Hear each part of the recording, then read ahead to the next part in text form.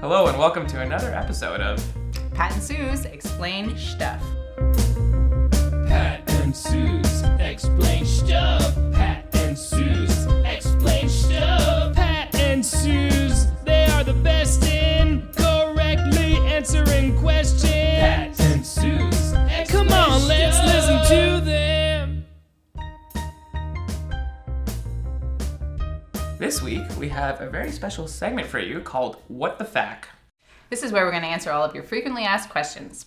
Our first question is, why are these studies in a workbook format? Why not a PDF or an app? It's a good question. Well, there's just something intangible about tangible things. Holding the workbook in your hand and having something to write in encourages engagement and participation. True. And by going for an active learning experience rather than a passive one, and engaging through the physiological exercise of writing, we hope the study can go beyond transmitting information to facilitating self-discovery. Yeah, it's meant to be visual and interactive. Also, it can remain a resource long after the study has been finished, where you can go back and look at what you were experiencing at the time. Yeah, it's beneficial. So the next question is, why have you chosen to study the Bible the way you do? Okay, well, different learning styles require different approaches, right? There are many different ways to study the Bible, and we wanted to incorporate multiple opportunities to experience different approaches. Right. And there are certain key learning outcomes that are really important to Power to Change students and the life of a believer to equip them for a lifetime of ministry.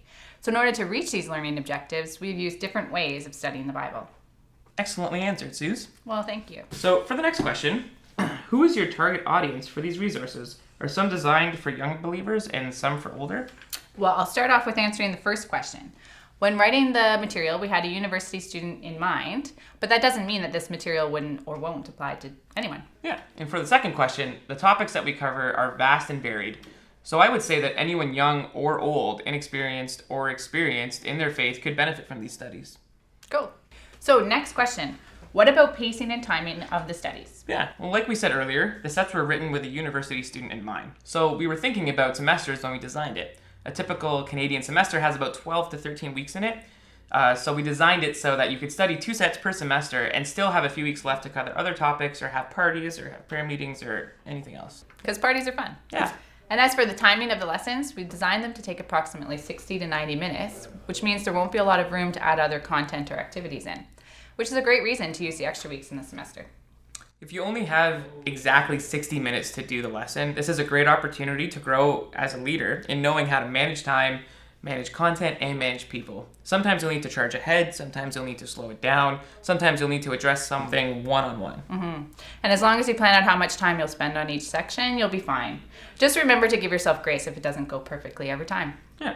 So finally, and this is our very last question, what do you say to those who ask if it would be better for them to find or write their own Bible studies for their group? Good question. Writing Bible studies is a great skill to develop and learn as you grow in your faith. We definitely don't want to discourage you from doing that. There are certain things that are essential to learn and grow in as you minister to yourself and others. Power to Change wants to provide everyone with these essential learning opportunities. As excellent as the latest materials being developed are and can be, they are not designed specifically for your group and your Canadian university context. Yeah. There's a principle. Do what only you can do. You're an expert at interacting with your friends, going to class, and simply doing the things that only you can do.